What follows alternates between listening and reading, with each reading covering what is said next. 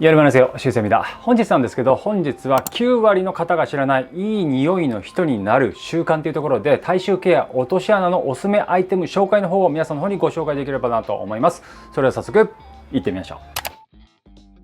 本日もご視聴ありがとうございます。本日なんですけどね、本日はいい香りのする人になる方法について詳しく皆さんの方にシェアできればなと思うんですけど、まずね、皆さんね、周りにも匂いいい香りみたいな人いらっしゃいませんかね。すれ違った時にね、ふわっといい香りがするって方もね、非常にそういうことを出くわしたこと非常に多いんじゃないかなと思うんですけど、そこで何の香水使ってんだろうとかね、そういうところもあるんですけども、そもそも香りを良くするためにはみたいなところがあるので、そこら辺を今回シェアしながらあとプラス香水のアイテムとかそこら辺のおすすめのものを皆さんの方にシェアできればなと思っておりますね。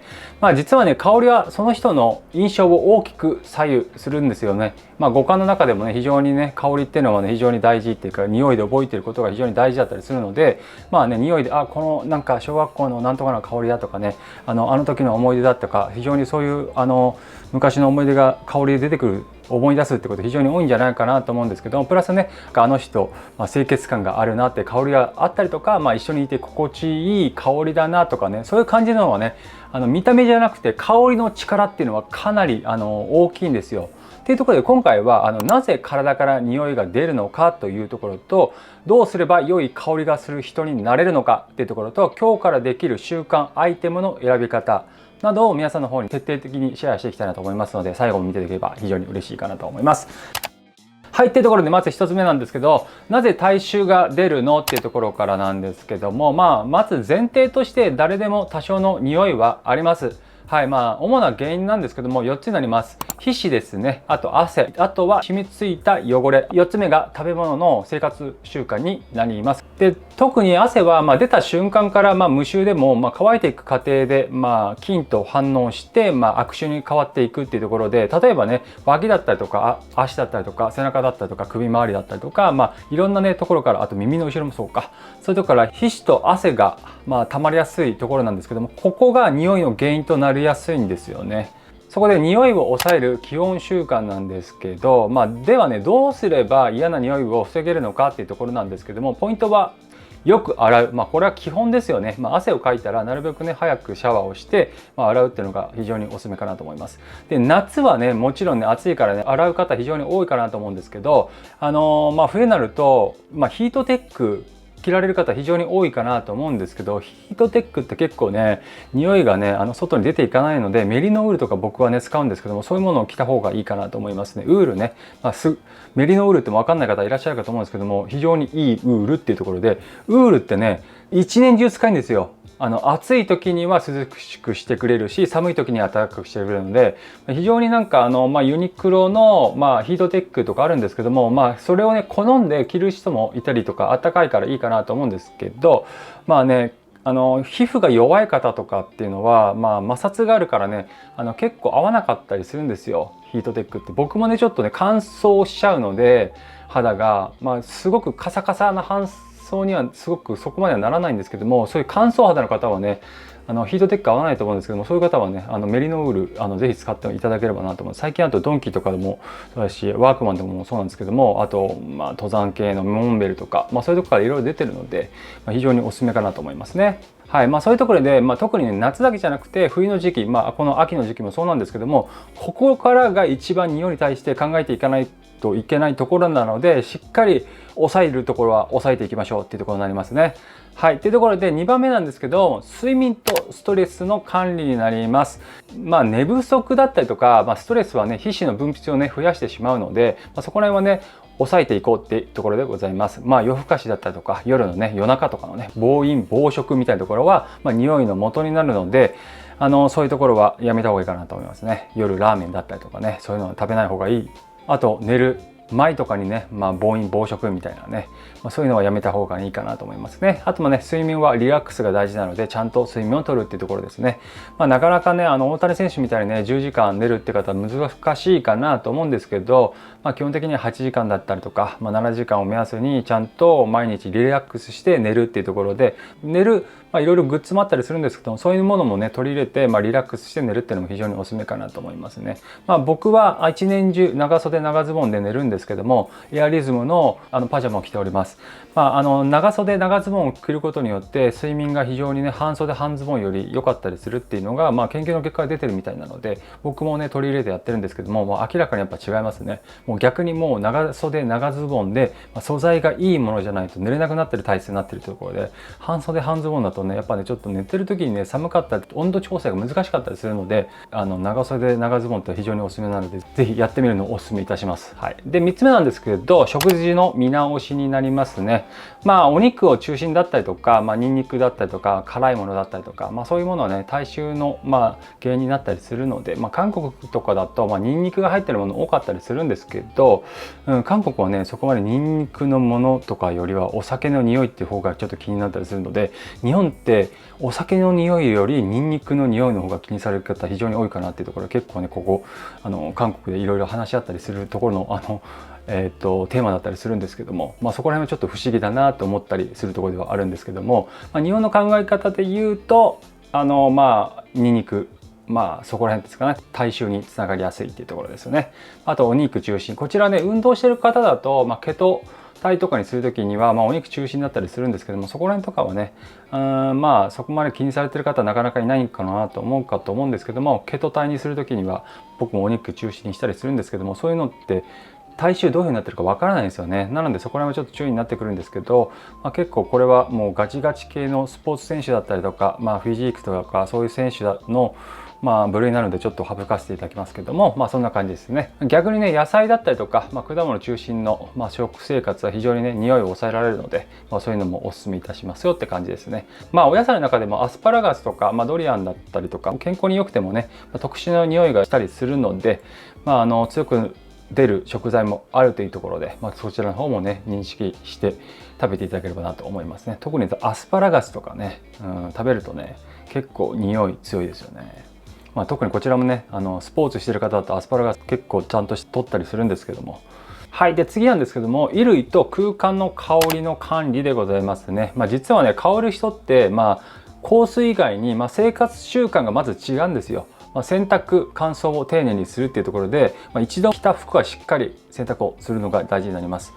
今日ちょっとだけ1時間だけちょっと着たから明日も着れるなみたいなね、そういうの方はやめた方がいいかなと思います。自分で嗅いでもね、香り大丈夫だなと思ってもね、第三者から見たら結構香りがあったりするので、もうちょっと数時間でも洗濯、乾燥だったりとかね丁寧にすることをお勧めしますね。あと特にね、柔軟剤や香り付きの洗剤はしっかりケアするだけで香りを印象に大きく変えてくれるので、そこらも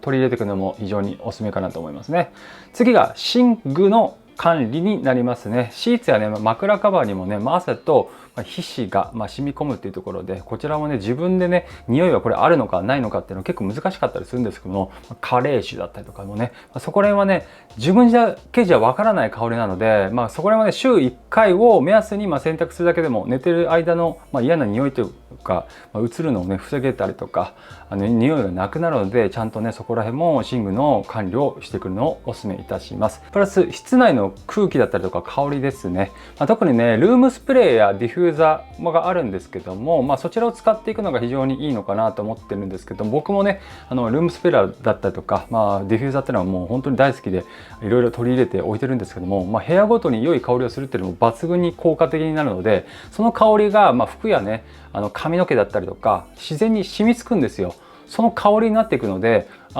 一つの香りだけで統一するのが非常にいいのかなと思うんですけど、僕はもう一つの香りだけで統一しておりますので、こちらは本当に非常に効果的なので、ルームスプレーとかディフューザーめちゃくちゃおすすめになってきております。自分の好きな香りをねいっぱい置くのもいいのかなと思いますね。そういうところも、リラックス効果もなってくるので、今回の話の内容の中でもストレスがたまらないっていうところでねいいのかなと思いますけどね。次は香る人になるための応用テクなんですけども、ここからですからね、良い香りの人になるための具体的なテクニックになるんですけど、こちら一つ目なんですけど、ボディローションを使うですね。こちらも当たり前のところなのかも知らないんですけども、保湿と香りの両方を叶えるアイテムとして取り入れていくのをお勧めいたします。僕はもうどれぐらいかな、本当に小学校ぐらいからかな、中学校必ずもう絶対してないんですけど、小学校か上がるか上がらないぐらいかな。毎日ボディローションクリームはもう塗っております。塗らなかった日はないと思う。ない。そんぐらい乾燥がちょっと僕嫌だったりするので、もう潤ってる方がいいので、本当にこうもう僕今年で46年になったんですけども、40年間ぐらいかなやってるとの考えると、もう本当にね肌質が全然違うんですよ。もう毎日このずっと続けてるのと続けないともう明らかに違うので、早ければ早い方がいいので、ぜひ続けるのをお勧めいたしますね。その中でもお気に入りの香りを一つ決めて、使用していくっていうのが非常にいいのかなと思いますね。毎日塗ってみてください。本当に長く続けていればね、本当に肌質めちゃくちゃ違いますから、ぜひお勧めいたします。はい。で、次がね、香水ですね。上手な使い方になるんですけども、一番最初からね、いい香りイコール香水みたいなね、ここに最初からたどり着いちゃう方、非常に多いかなと思うんですけども、僕もね、香水の正しい使い方みたいなところをね、シェアしてるので、そちらもね、こちらの上の方に URL 貼っておきますので、ぜひそちらの動画の方を見ていただければと思うんですけど、手首だったりとか、首筋だったりとか、耳の後ろだったりとか、そういうところのね、脈があるところに軽くスプレーをしていくっていうのをお勧めいたしますね。あとは、強すぎると逆効果っていうところになるので、あくまでもね、すれ違った時に香るっていうね、損害が一番理想なんですけど、香水のそのものによってすごい香りが強いものだったりとか、弱いものだったりとか、その香料度によってやっぱ変わってくるので、そこら辺はね、自分の使う香水を見て、決めていく方がいいかなと思いますけど、だいたい3プッシュぐらいでいいのかなと思ったりするんですけども、僕が使ってるサンタマリアノベッラとかは結構、すぐ香りがなくなっちゃうとか、あとビューリーだったりとか、香りがすぐなくなっちゃうので、2時間ぐらいで香りとか結構もう落ち着いてきちゃうので、そういうものはね、もうちょっと5プッシュぐらいしていいのかなと思うんですけど、基本的には3プッシュぐらいで抑えるのがふんわり香るプッシュの回数かなと思います。3つ目がハンドソープや携帯用の香りグッズになります。で、外出時に、お手洗いとか行く時あるかと思うんですけども、そういう時に、香り付きのハンドウォッシュだったりとか、自分香りを保つために香りを重ねる意識が非常に大事になってきております。もうよくカフェとかで、今最近はもう多いかなと思うんですけども、イソップだったりとかそういうもののハンドウォッシュとか置いてあるかと思うんですけども、ハンドウォッシュするだけで戻った時に香水のような香り非常にするので、そんぐらいハンドウォッシュ、手を洗うだけでも香りが非常に良かったりするので、そういうところもおすすめになってきておりますね。というところで香りを重ねるっていうところが意識が大事になってきております。はい。というところで、最後にまとめたいなと思うんですけども、基本的にはいい香りのする人って実はね、特別なことをしてるわけじゃなくて、基本のことをちゃんとこなしてるだけ、あとプラス香りのことが結構気にされてるだったりとか、大事だったりとか好きだったりする方非常に多いかなと思うんですけども、っていうところで清潔感を大事にしているっていうところですね。あと香りに対して意識をしている、自分の匂いが敏感で努力をしているっていうところになりますからね。その香りはね、その人のね印象をね非常に印象づける、第二の名詞とも言われたりするんですけども、そういうところで香りは非常に大事になってきているので、香りをねつけるってことじゃなくて、自分のその元々の香りを良くするっていうところを考えて、生活習慣だったりとかっていうところを変えながら自分の好きな香水を使っていくのは非常にいいのかなっていうので、今日から始められる、生活習慣ばっかりなので、ぜひね一つでもいいから取り入れてやってみるのをお勧めいたします。はい。というところで、今回は香りについて皆さんの方にシェアさせてもらったんですけども、本当に基本になるところなんですけども、そういうところで香水を使う前にまずはみたいなところでぜひね取り入れていただければなと思います。香水についてはいろいろと何回か動画の方でアップしてるんですけど、香水はめちゃくちゃあって100個ぐらいはあったりするんですけど、やっぱり最近の香水はすごく高いので、例えばビューリーとかと2万円台とかかな、ここら辺はね割とね香水の中では手に入れやすい価格帯の金額かなと思うんですけども、イソップとかだと1万7000円ぐらい、ここら辺も手に入れやすいんですけど、バイレードとかなってくるともう3万3000円とか3万5000円今上がったのかな、あとは4万4000円ぐらいの質とかだと5万円台のもあったりとかするので、あとルラボとかね、そういうところも高いので、そういうところね香りね非常にいいんですけど、すごく高くなったのでなかなかね手に入れにくいっていうところもあるんですけど、香水は1年で使い切ると考えると高いですよね。金額ね4、5万って香水高くないですか。どうですか皆さん。そんな感じで僕はね、香水大好きだからね、いろんなところの国でいいものがあったら購入してきたりとか、あと免税でね買ったりとかするの結構多かったりするので、旅行に行かれた時とか香水買うの非常に多いんじゃないかなと思うんですけど、そういうところで買うと香水もね安かったりするので、免税店で買うのが非常にいいのかなと僕はね思ったりするんですけど、はい、というところで今回は香りについて皆さんの方にシェアさせていただきましたが、いかがだったでしょうか。はい、こんな感じでなんかわからないことありましたら下のコメント欄の方にコメントいただければと思います。はい、今回も最後までいただきありがとうございました。今回の動画がいいねと思いましたら高評価、チャンネル登録よろしくお願いいたします。それではまた次回の動画でお会いいたしましょう。じゃあね、アニョン。